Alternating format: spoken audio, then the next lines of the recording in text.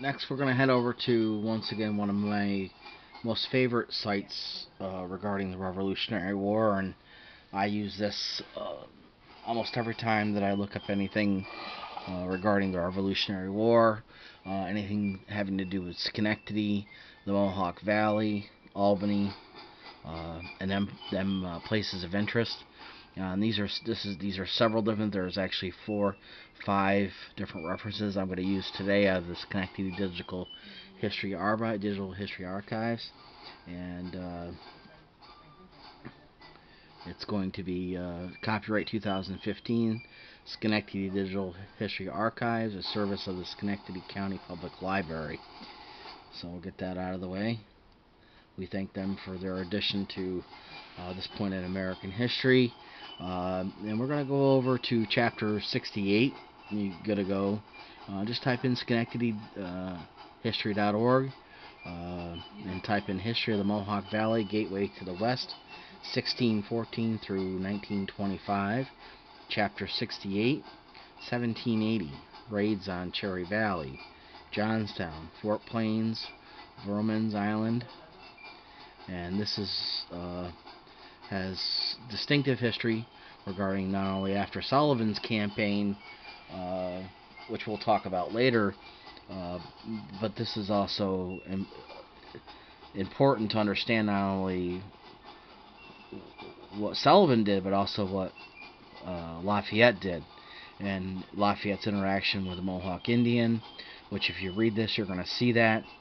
And it goes from the Cherry Valley, it goes to Johnstown, it goes to Fort Plains, regarding the Oneida Indians, regarding the Eastern Mohawk Indians, regarding the Seneca. So this is precise history and would be considered a first-hand account, not first-hand account, but would be considered a primary source document. All of these I'm going to show you in this Schenectady Digital Library. Our archive here is going to be primary source documents. And this gives, I would consider, almost a complete rendition of not only what happened during Sullivan's campaign, but also what happened during the period of time that we're talking about, late 1770s through 1785. And it discusses, to some detail, Lafayette's engagements and what he did and what he didn't do, and who was a part of it, Fort Hunter.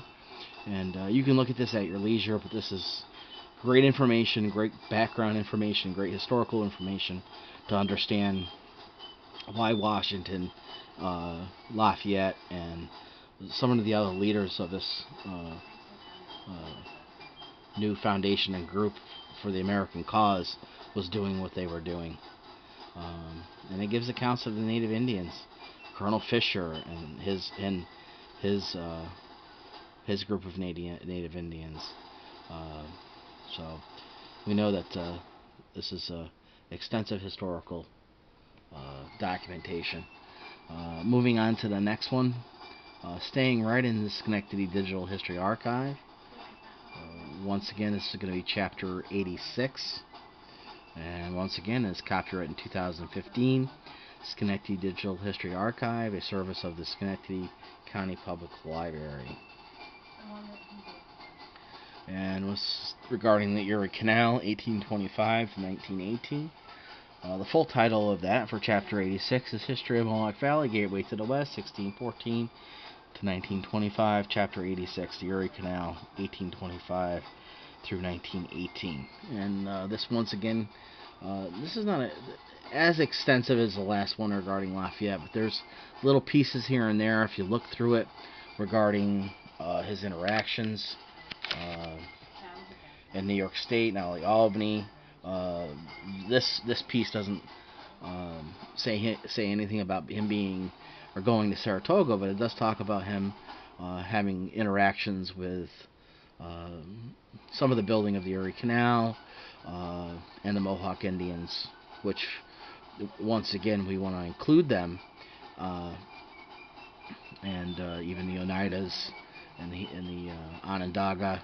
We want to include those Native Indian people because they were very much a part of this time period and very much a part of land being stolen from them, the Erie Canal being built. This talks about Dwight Clinton, Van Rensselaer, talks about all them prominent people in Schenectady County. Um, and we know that the Erie Canal um, runs from near Albany through Syracuse and points west.